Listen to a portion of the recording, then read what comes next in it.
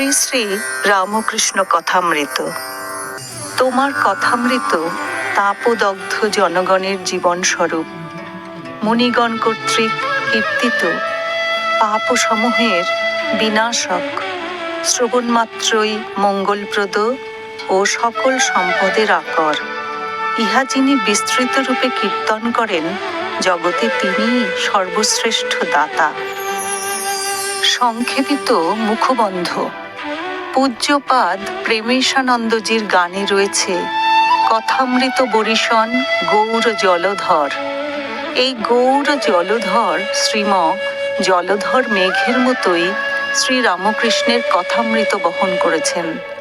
তারপর তৃষ্ণার্ত মানবের জন্য বর্ষণ করেছেন সুধাবিন্দু।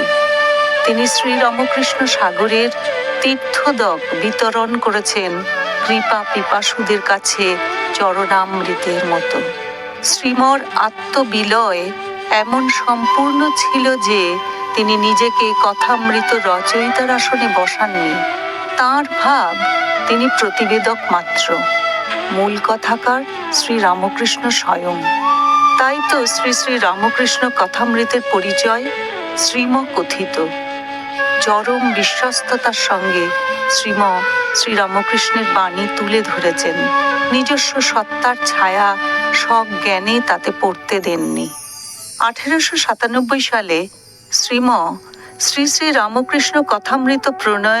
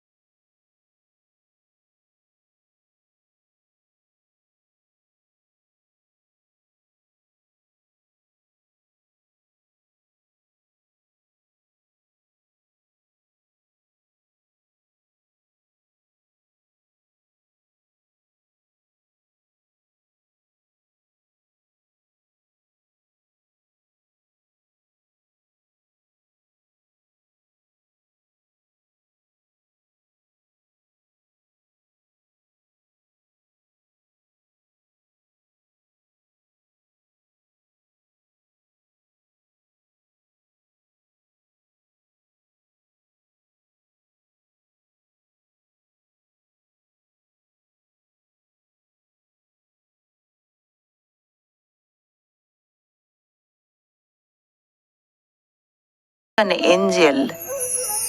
শ্রীমকথিত কথামৃতের বিশ্লেষণ করে দেখা যায়, প্রতিটি খণ্ডই তারিখের ক্রম অনুযায়ী গ্রথিত। এই খণ্ডগুলির যে বিন্যাস শ্রীম করেছেন, আমরা তার সম্বন্ধে কল্পনা করতে পারি, কিন্তু নির্দিষ্ট রূপে কিছু সিদ্ধান্ত করতে পারি না। শ্রীমই একমাত্র জানতেন কেন তিনি এই বিশেষভাবে বিন্যাস করেছেন। তবে এর একটি নিজস্ব আস্বাদ রয়েছে, তা অনস্বীকার্য। শতাধিক বছর ধরে পাঠক সমাজে প্রচলিত শ্রীমকথিত 5 খণ্ডে বিভক্ত কথামৃত বহুকাল যাবৎ সম্ভবত সর্বাধিক পঠিত মহাগ্রন্থ বলে সমাদৃত হয়ে এসেছে। 1986-87 সালে উদ্বোধন কার্যালয় থেকে নতুন আঙ্গিকে কথামৃত প্রকাশের পূর্বে কথামৃতের এই ধারাটিকেই বিভিন্ন গবেষক ও বিদগ্ধ সাধুভক্ত মণ্ডলী অবলম্বন করেছেন, তার থেকে উদ্ধৃতি দিয়েছেন। কথামৃতের এই রূপটির সঙ্গেই শ্রীমা ও স্বামী বিবেকানন্দ সহ অন্যান্য শ্রীরামকৃষ্ণ পার্ষদগণ পরিচিত ছিলেন। শ্রীমাও কথামৃতের এই রূপটি অবলম্বন করে ভক্ত সমাজে শ্রীরামকৃষ্ণ প্রচারে ব্রতী ছিলেন। অতএব এতকালের পবিত্র ঐতিহ্যবাহী ঐতিহাসিক ভিত্তিটিকে রক্ষা ও প্রচার করা প্রয়োজন। স্বামী প্রভানন্দ, সাধারণ সম্পাদক, রামকৃষ্ণ মঠ ও রামকৃষ্ণ মিশন, 9ই কার্তিক 1416, 29 অক্টোবর 2009, বেলুড় মঠ, হাওড়া, পশ্চিমবঙ্গ। শ্রী শ্রী মার আশীর্বাদ। বাবা জীবন, তাহার নিকট যাহা শুনিয়াছিলে সেই কথাই সত্য। ইহাতে তোমার কোনো ভয় নাই। একসময় তিনি তোমার কাছে এ সকল কথা রাখিয়াছিলেন, এক্ষণে আবশ্যক মতো তিনি প্রকাশ করাইতেছেন। ওই সকল কথা ব্যক্ত না করিলে লোকের চৈতন্য হইবে না, জানিবে। তোমার নিকট যে সমস্ত তাহার কথা আছে তাহা সবই সত্য। একদিন তোমার মুখে শুনিয়া আমার বোধ হইল তিনি ওই সমস্ত কথা বলিতেছেন। জয়রামবাটি, 21শে আষাঢ় 1304। শ্রী শ্রী গুরুদেব শ্রী পাদপদ্ম ভরসা, পূজা ও নিবেদন। নিরঞ্জনম নিত্যম অনন্তরূপম শিরসা নমামি ত্বং রামকৃষ্ণম শিরসা নমামি। মা, শ্রী শ্রী রামকৃষ্ণ কথামৃত পাঠরূপ নৈবেদ্য গ্রহণ করুন। ভক্ত মানসে ইহা যেন চৈতন্যের উদয় এবং শ্রবণে মঙ্গল সাধন করে, এই আমাদের প্রার্থনা। আশীর্বাদাকাঙ্ক্ষী আপনার প্রণত অকৃতি সন্তানগণ। ঠাকুর শ্রীরামকৃষ্ণের সংক্ষিপ্ত চরিতামৃত। ঠাকুর শ্রীরামকৃষ্ণ হুগলি জেলার অন্তঃপাতি কামারপুকুর গ্রামে এক সৎ ব্রাহ্মণের ঘরে ফাল্গুনের শুক্লা দ্বিতীয়া তিথিতে জন্মগ্রহণ করেন। কামারপুকুর গ্রাম জাহানাবাদ তথা আরামবাগ হইতে 4 ক্রোশ পশ্চিমে আর বর্ধমান হইতে 12-13 ক্রোশ দক্ষিণে। ঠাকুর শ্রীরামকৃষ্ণের জন্মদিন সম্বন্ধে মতভেদ আছে। অম্বিকা আচার্যের কোষ্ঠী এক প্রকার, ক্ষেত্রনাথ ভট্টের 1300 সালের গণনা অনুযায়ী এক প্রকার, নারায়ণ জ্যোতির্ভূষণের নতুন কোষ্ঠী মতে আর এক প্রকার, এটি প্রচলিত। এই গণনা অনুসারে 1242 সালে 6ই ফাল্গুন বুধবার, 1836 17ই ফেব্রুয়ারি ভোর রাত্রি 4টা ফাল্গুন শুক্লা দ্বিতীয়া ত্রিগ্রহের যোগ, নক্ষত্র সব মিলে। ঠাকুর মানব শরীরে 51-52 বৎসর কাল ছিলেন। ঠাকুরের পিতা ক্ষুদিরাম চট্টোপাধ্যায় অতি নিষ্ঠাবান ও পরম ভক্ত ছিলেন। মা চন্দ্রমণি দেবী সরলতা ও দয়ার প্রতিমূর্তি ছিলেন। পূর্বে তাহাদের দেরে নামক গ্রামে বাস ছিল, কামারপুকুর হইতে 1.5 ক্রোশ দূরে। সেই গ্রামস্থ জমিদারের হইয়া মোকদ্দমায় ক্ষুদিরাম সাক্ষ্য দেন নাই, পরে স্বজন লইয়া কামারপুকুরে আসিয়া বাস করেন। ঠাকুর শ্রীরামকৃষ্ণের ছেলেবেলার নাম গদাধর। পাঠশালে সামান্য লেখাপড়া শিখিবার পর বাড়িতে থাকিয়া রঘুবীরের বিগ্রহ সেবা করিতেন। নিজে ফুল তুলিয়া আনিয়া নিত্য পূজা করিতেন। পাঠশালে শুভঙ্করী ধাঁধা লাগত। নিজে গান গাহিতে পারিতেন, অতিশয় সুকণ্ঠ। যাত্রা শুনিয়া প্রায় অধিকাংশ গান গাহিয়া দিতে পারিতেন। বাল্যকালবোধি সদানন্দ। পাড়ায় আবাল বৃদ্ধ বনিতা সকলেই তাহাকে ভালোবাসিতেন। বাড়ির পাশে লাহাদের বাড়ি, সেখানে অতিথিশালা, সর্বদা সাধুদের যাতায়াত ছিল। গদাধর সেখানে সাধুদের সঙ্গ ও তাহাদের সেবা করিতেন। কথকেরা যখন পুরাণ পাঠ করিতেন তখন নিবিষ্ট মনে সমস্ত শুনিতেন। এই রূপে রামায়ণ, মহাভারত, শ্রীমদ্ ভাগবত কথা সমস্ত হৃদয়ঙ্গম করিলেন। একদিন মাঠ দিয়া বাড়ির নিকটবর্তী গ্রাম আনুরে যাইতেছিলেন। তখন 11 বৎসর বয়স। ঠাকুর নিজ মুখে বলিয়াছেন, হঠাৎ তিনি অদ্ভুত জ্যোতি দর্শন করিয়া বাহ্যশূন্য হয়েন। লোকেরা বলিল মূর্ছা। ঠাকুরের ভাব সমাধি হইয়াছিল। ক্ষুদিরামের মৃত্যুর পর ঠাকুর জ্যেষ্ঠ ভ্রাতার সঙ্গে কলিকাতায় আসিলেন। তখন তাহার বয়স 17-18 হইবে। কলিকাতায় কিছুদিন নাথের বাগানে, কিছুদিন ঝামাপুকুরে গোবিন্দ চাটুর্যের বাড়িতে থাকিয়া পূজা করিয়া বেড়াইতেন। এই সূত্রে ঝামাপুকুরের মিত্রদের বাড়িতে কিছুদিন পূজা করিয়াছিলেন। রানী রাসমণি কলিকাতা হইতে 2.5 ক্রোশ দূরে দক্ষিণেশ্বরে কালীবাড়ি স্থাপন করিলেন। 1262 সাল 18ই জ্যৈষ্ঠ বৃহস্পতিবার স্নান যাত্রার দিন, ইংরেজি 31শে মে 1855 খ্রিস্টাব্দ। ঠাকুর শ্রীরামকৃষ্ণের জ্যেষ্ঠ ভ্রাতা পণ্ডিত রামকুমার কালীবাড়িতে প্রথম পূজারী নিযুক্ত হইলেন। ঠাকুরও মাঝে মাঝে কলিকাতা হইতে আসিতেন ও কিছুদিন পরে নিজে পূজা কার্যে নিযুক্ত হইলেন। তখন তাহার বয়স 21-22 হইবে। মধ্যম ভ্রাতা রামেশ্বরও মাঝে মাঝে কালীবাড়ির পূজা করিতেন। তাহার 2 পুত্র, শ্রীযুক্ত রামলাল ও শ্রীযুক্ত শিবরাম, ও এক কন্যা শ্রীমতী লক্ষ্মী দেবী। কয়েকদিন পূজা করিতে করিতে শ্রীরামকৃষ্ণের মনের অবস্থা আর একরকম হইল। সর্বদাই বিমনা ও ঠাকুর প্রতিমার কাছে বসিয়া থাকিতেন। আত্মীয়েরা এই সময় তাহার বিবাহ দিলেন।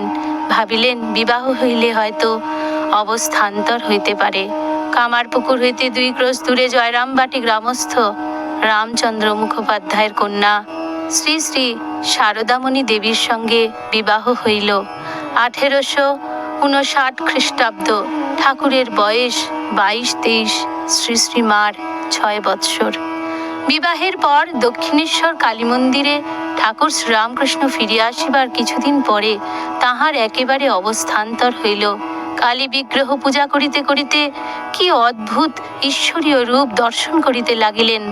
আরতি করেন, আরতি আর শেষ হয় না। পূজা করিতে বসেন, পূজা শেষ হয় না। হয়তো আপনার মাথায় ফুল দিতে থাকেন। পূজা আর করিতে পারিলেন না। উন্মাদের ন্যায় বিচরণ করিতে লাগিলেন। রানী রাসমণির জামাতা মথুর তাহাকে মহাপুরুষ বোধে সেবা করিতে লাগিলেন ও অন্য ব্রাহ্মণ দ্বারা মা কালীর পূজার বন্দোবস্ত করিয়া দিলেন। ঠাকুরের ভাগিনেও শ্রীযুক্ত হৃদয় মুখোপাধ্যায়ের উপর মথুরবাবু এই পূজার ও ঠাকুর শ্রীরামকৃষ্ণের সেবার ভার দিলেন। ঠাকুর আর পূজাও করিলেন না, সংসারও করিলেন না। বিবাহ নাম মাত্র হইল। নিশিদিন মা মা, কখন ঝড়বৎ কাষ্ঠপুত্তলিকার ন্যায়, কখনো উন্মাদবৎ বিচরণ করেন, কখনো বালকের ন্যায় কামিনী কাঞ্চনাসক্ত বিষয়ীদের দেখিয়া লুকাইতেন। ঈশ্বরীয় লোক ও ঈশ্বরীয় কথা বই আর কিছু ভালোবাসেন না। সর্বদাই মা মা। কালীবাড়িতে সদাব্রত ছিল, এখনো আছে। সাধু সন্ন্যাসীরা সর্বদা আসিতেন। তোতাপুরী 11 মাস থাকিয়া ঠাকুরকে বেদান্ত শুনাইলেন। একটু শুনাইতে শুনাইতে তোতা দেখিলেন ঠাকুরের নির্বিকল্প সমাধি হইয়া থাকে। সম্ভবত 1866 খ্রিস্টাব্দ। ব্রাহ্মণী পূর্বেই আসিয়াছেন। তিনি তন্ত্রোক্ত অনেক সাধন করাইলেন ও ঠাকুরকে শ্রী গৌরাঙ্গ জ্ঞানে শ্রী চরিতামৃতাদি বৈষ্ণব গ্রন্থ শুনাইলেন। তো তার কাছে ঠাকুর বেদান্ত শ্রবণ করিতেছেন দেখিয়া ব্রাহ্মণী তাহাকে সাবধান করিয়া দিতেন ও বলিতেন, বাবা বেদান্ত শুনো না, ওতে ভাব ভক্তি সব কমে যাবে। বৈষ্ণব পণ্ডিত বৈষ্ণব চরণও সর্বদা আসিতেন। তিনি ঠাকুরকে কলুটোলায় চৈতন্য সভায় লইয়া যান। এই সভাতে ঠাকুর শ্রীরামকৃষ্ণ ভাবাবিষ্ট হইয়া শ্রী চৈতন্য দেবের আসনে গিয়া উপবিষ্ট হইয়াছিলেন। বৈষ্ণব চরণ চৈতন্য সভার সভাপতি ছিলেন। বৈষ্ণব চরণ মথুরকে বলিয়াছিলেন, এ উন্মাদ সামান্য নহে, প্রেমোন্মাদ, ইনি ঈশ্বরের জন্য পাগল। ব্রাহ্মণীয় বৈষ্ণব চরণ দেখিলেন ঠাকুরের মহাভাবের অবস্থা শ্রী চৈতন্য দেবের ন্যায়, কখনো অন্তর্দশা, তখন জড়বৎ সমাধিস্থ, কখনো অর্ধবাহ্য, কখনো বা বাহ্য দশা। ঠাকুর মা মা করিয়া কাঁদিতেন, সর্বদা মার সঙ্গে কথা কহিতেন, মার কাছে উপদেশ লইতেন, বলিতেন, মা তোর কথা কেবল শুনবো, আমি শাস্ত্রও জানি না, পণ্ডিতও জানি না, তুই বুঝাবি তবে বিশ্বাস করব। ঠাকুর জানিতেন ও বলিতেন, যিনি পরব্রহ্ম অখণ্ড সচ্চিদানন্দ, তিনি মা। ঠাকুরকে জগন্মাতা বলিয়াছিলেন।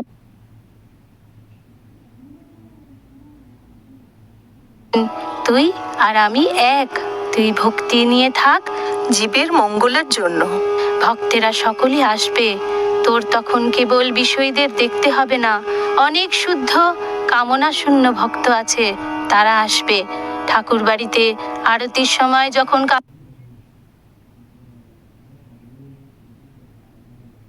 আসর ঘন্টা বাজিত, তখন শ্রীরামকৃষ্ণ কুঠিতে গিয়া উচ্চ ঈশ্বরে ডাকিতেন, ওরে ভক্তেরা, তোরা কে কোথায় আছিস, শীঘ্র আয়। মাতা চন্দ্রমণি দেবীকে ঠাকুর জগৎ জননী রূপান্তর জ্ঞান করিতেন ও সেইভাবে পূজা করিতেন। জ্যেষ্ঠ ভ্রাতা রামকুমারের স্বর্গলাভের পর মাতা পুত্র শোকে কাতরা হইয়াছিলেন। 3-4 বৎসরের মধ্যে তাহাকে কালীবাড়িতে আনাইয়া নিজের কাছে রাখিয়া দিয়াছিলেন ও প্রত্যহ দর্শন, পদধূলি গ্রহণ ও মা কেমন আছো জিজ্ঞাসা করিতেন। ঠাকুর 2 বার তীর্থে গমন করেন। প্রথমবার মাকে সঙ্গে করিয়া লইয়া যান, সঙ্গে শ্রীযুক্ত রামচাটুর্যে ও মথুরবাবুর কয়েকটি পুত্র। তখন সবে কাশীর রেল খুলিয়াছে। তাহার অবস্থান্তরের 5-6 বৎসরের মধ্যে। তখন অহর্নিশ প্রায়ই সমাধিস্থ বা ভাবে গড়গড় মাতোয়ারা। এবার বৈদ্যনাথ দর্শনান্তর কাশী ধাম ও প্রয়াগ দর্শন হইয়াছিল 1863 খ্রিস্টাব্দ। দ্বিতীয়বার তীর্থগমন ইহার 5 বৎসর পরে, ইংরেজি জানুয়ারি 1868 খ্রিস্টাব্দে। মথুরবাবু ও তাহার স্ত্রী জগদম্বা দাসীর সঙ্গে। ভাগিনীয় হৃদয় এবার সঙ্গে ছিলেন। এ যাত্রায় কাশীধাম, প্রয়াগ, শ্রী বৃন্দাবন দর্শন করেন। কাশীতে মণিকর্ণিকায় সমাধিস্থ হইয়া বিশ্বনাথের গম্ভীর চিন্ময় রূপ দর্শন করেন। মুমূর্ষুদিগের কর্ণে তারক ব্রহ্ম নাম দিতেছেন, আর মৌনব্রতধারী ত্রৈলঙ্গ স্বামীর সহিত আলাপ করেন। মথুরায় ধ্রুব ঘাটে বসুদেবের কোলে শ্রীকৃষ্ণ, শ্রী বৃন্দাবনে সন্ধ্যা সময় ফিরতি গোষ্ঠে শ্রীকৃষ্ণ ধেনু লইয়া যমুনা পার হইয়া আসিতেছেন ইত্যাদি লীলা ভাবচক্ষে দর্শন করিয়াছিলেন। নিধু বনে রাধা প্রেমে বিভোরা গঙ্গা মাতার সহিত আলাপ করিয়া বড়ই আনন্দিত হইয়াছিলেন। শ্রীযুক্ত কেশব সেন যখন বেলঘরের বাগানে ভক্ত সঙ্গে ঈশ্বরের ধ্যান চিন্তা করেন, তখন ঠাকুর শ্রীরামকৃষ্ণ ভাগিনীয় হৃদয়ের সঙ্গে তাহাকে দেখিতে যান। 1875 খ্রিস্টাব্দ। বিশ্বনাথ উপাধ্যায় নেপালের কাপ্তেন এই সময় আসিতে থাকেন। শিথির গোপাল, বুড়ো গোপাল ও মহেন্দ্র কবিরাজ, কৃষ্ণনগরের কিশোরী ও মহিমাচরণ এই সময়ে ঠাকুরকে দর্শন করিয়াছিলেন। ঠাকুরের অন্তরঙ্গ ভক্তেরা ইংরাজি 1879-1880 খ্রিস্টাব্দ হইতে ঠাকুরের কাছে আসিতে থাকেন। তাহারা যখন ঠাকুরকে দেখেন, তখন উন্মাদ অবস্থা প্রায় চলিয়া গিয়াছে। তখন শান্ত সদানন্দ বালকের অবস্থা, কিন্তু প্রায় সর্বদা সমাধিস্থ, কখনো জড় সমাধি, কখনো ভাব সমাধি। সমাধিভঙ্গের পর ভাবরাজ্যে বিচরণ করিতেছেন, যেন 5 বৎসরের ছেলে, সর্বদাই মা মা।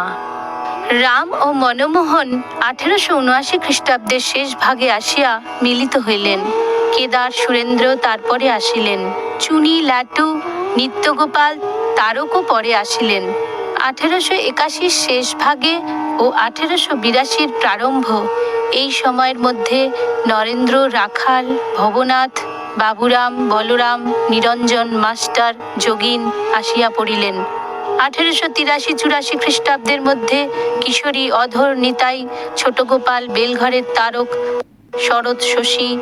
1884 মধ্যে সান্যাল, গঙ্গাধর, কালী, গিরিশ, দেবেন্দ্র, শারদা, কালীপদ, উপেন্দ্র, দ্বিজ ও হরি।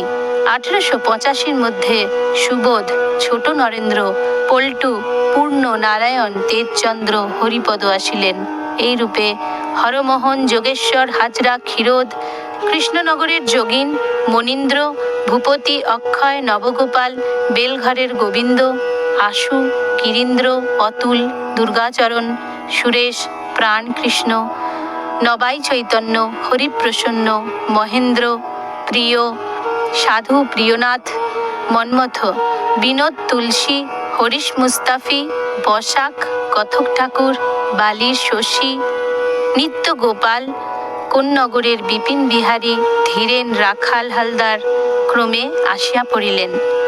ঈশ্বর বিদ্যাসাগর, শশধর পণ্ডিত, ডাক্তার রাজেন্দ্র, ডাক্তার সরকার, বঙ্কিম চাটুর্যে, আমেরিকার কুক সাহেব, ভক্ত উইলিয়ামস, মিশির সাহেব, মাইকেল মধুসূদন, কৃষ্ণদাস পাল, পণ্ডিত দীনবন্ধু, পণ্ডিত শ্যামাপদ, রামনারায়ণ ডাক্তার, দুর্গাচরণ ডাক্তার, রাধিকা গোস্বামী, শিশির ঘোষ, নবীন মুন্সী, নীলকণ্ঠ ইহারাও দর্শন করিয়াছিলেন। ঠাকুরের সঙ্গে ত্রৈলঙ্গ স্বামীর কাশীধামে ও গঙ্গা মাতার শ্রী বৃন্দাবনে সাক্ষাৎ হয়। গঙ্গা মাতা ঠাকুরকে শ্রীমতী রাধা জ্ঞানে বৃন্দাবন হইতে ছাড়িতে চান নাই। অন্তরঙ্গ ভক্তেরা আসিবার আগে কৃষ্ণ কিশোর, মথুর, শম্ভু মল্লিক, নারায়ণ শাস্ত্রী, ইদেশের গৌরী পণ্ডিত, চন্দ্র, অচলানন্দ সর্বদা ঠাকুরকে দর্শন করিতেন। বর্ধমানের রাজার সভা পণ্ডিত পদ্মলোচন আর্য সমাজের দয়ানন্দ দর্শন করিয়াছিলেন। ঠাকুরের জন্মভূমি কামারপুকুর এবং শিওর, শ্যামবাজার ইত্যাদি স্থানের অনেক ভক্তেরা তাহাকে দেখিয়াছেন। ব্রাহ্ম সমাজের অনেকে ঠাকুরের কাছে সর্বদা যাইতেন। কেশব, বিজয়, কালীবসু, প্রতাপ, শিবনাথ, অমৃত, ত্রৈলোক্য, কৃষ্ণবিহারী, মণিলাল, উমেশ, হীরানন্দ, ভবানী, নন্দলাল ও অন্যান্য অনেক ব্রাহ্ম ভক্ত সর্বদা যাইতেন। ঠাকুরও ব্রাহ্মদের দেখিতে আসিতেন। মথুরের জীবদ্দশায় ঠাকুর তাহার সহিত দেবেন্দ্রনাথ ঠাকুরকে তাহার বাটিতে ও উপাসনাকালে আদি ব্রাহ্ম সমাজ দেখিতে গিয়াছিলেন। পরে কেশবের ব্রাহ্ম মন্দির ও সাধারণ সমাজ উপাসনাকালে দেখিতে গিয়াছিলেন। কেশবের বাড়িতে সর্বদা যাইতেন ও ব্রাহ্ম ভক্ত সঙ্গে কত আনন্দ করিতেন। কেশব সর্বদা কখনো ভক্ত সঙ্গে, কখনো বা একাকী আসিতেন। কালনাতে ভগবান দাস বাবাজির সঙ্গে দেখা হইয়াছিল। ঠাকুরের সমাধি অবস্থা দেখিয়া বাবাজি বলিয়াছিলেন, আপনি মহাপুরুষ, চৈতন্যদেবের আসনে বসিবার আপনি উপযুক্ত। ঠাকুর সর্বধর্ম সমন্বয়ার্থ বৈষ্ণব, শাক্ত, শৈব ইত্যাদি ভাব সাধন করিয়া অপর দিকে আল্লাহ মন্ত্র জপ ও যীশু খ্রিস্টের চিন্তা করিয়াছিলেন। যে ঘরে ঠাকুর থাকিতেন সেখানে ঠাকুরদের ছবি ও বুদ্ধদেবের মূর্তি ছিল। যীশু জলমগ্ন পিতরকে উদ্ধার করিতেছেন, এ ছবিও ছিল। এখনো সে ঘরে গেলে দেখিতে পাওয়া যায়। আজ ওই ঘরে ইংরেজ ও আমেরিকান ভক্তেরা আসিয়া ঠাকুরের ধ্যান চিন্তা করেন, দেখা যায়। একদিন মাকে ব্যাকুল হইয়া বলিলেন, মা, তোর খ্রিস্টান ভক্তেরা তোকে কিরূপে ডাকে, দেখব, আমায় নিয়ে চ। কিছুদিন পরে কলিকাতায় গিয়া এক গির্জার দ্বারদেশে দাঁড়াইয়া উপাসনা দেখিয়াছিলেন। ঠাকুর ফিরিয়া আসিয়া ভক্তদের বলিলেন, আমি খাজাঞ্চির ভয়ে ভিতরে গিয়া বসি নাই, ভাবলাম কি জানি যদি কালীঘরে যেতে না দেয়। ঠাকুরের অনেক স্ত্রীলোক ভক্ত আছেন। গোপালের মাকে ঠাকুর মা বলিয়াছিলেন ও গোপালের মা বলিয়া ডাকিতেন। সকল স্ত্রীলোককে তিনি সাক্ষাৎ ভগবতী দেখিতেন ও মা জ্ঞানে পূজা করিতেন। কেবল যতদিন না স্ত্রীলোককে সাক্ষাৎ মা বোধ হয়, যতদিন না ঈশ্বরে শুদ্ধা ভক্তি হয়, ততদিন স্ত্রীলোক সম্বন্ধে পুরুষদের সাবধান থাকিতে বলিতেন। এমনকি পরম ভক্তিমতী হইলেও তাহাদের সম্পর্কে যাইতে বারণ করিতেন। মাকে নিজে বলিয়াছিলেন, মা, আমার ভিতরে যদি কাম হয় তাহলে কিন্তু মা গলায় ছুরি দিব। ঠাকুরের ভক্তেরা অসংখ্য, তাহারা কেহ প্রকাশিত আছেন, কেহ বা গুপ্ত আছেন, সকলের নাম করা অসম্ভব। শ্রী শ্রী রামকৃষ্ণ কথামৃতে অনেকের নাম পাওয়া যাইবে। বাল্যকালে অনেকে রামকৃষ্ণ, পতু, তুলসী, শান্তি, শশী, বিপিন, হীরালাল, নগেন্দ্র মিত্র, উপেন্দ্র, সুরেন্দ্র, সুরেন ইত্যাদি ও ছোট ছোট অনেক মেয়েরা ঠাকুরকে দেখিয়াছিলেন। এখানে তাহারাও ঠাকুরের সেবক। লীলা সংবরণের পর তাহার কত ভক্ত হইয়াছেন ও হইতেছেন। মাদ্রাজ, লঙ্কাদ্বীপ, উত্তর পশ্চিম, রাজপুতানা, কুমায়ুন, নেপাল, বোম্বাই, পাঞ্জাব, জাপান, আবার আমেরিকা, ইংল্যান্ড সর্বস্থানে ভক্ত পরিবার ছড়াইয়া পড়িয়াছে ও উত্তরোত্তর বাড়িতেছে। প্রিয় ভক্তরা, ভিডিওটি ভালো লাগলে চ্যানেলটি সাবস্ক্রাইব করে বেল আইকনটিকে অন করে রাখুন আমাদের ঠাকুরের কথা শোনার জন্য। ধন্যবাদ। ভালো থাকুন, সুস্থ থাকুন। জয় ঠাকুর।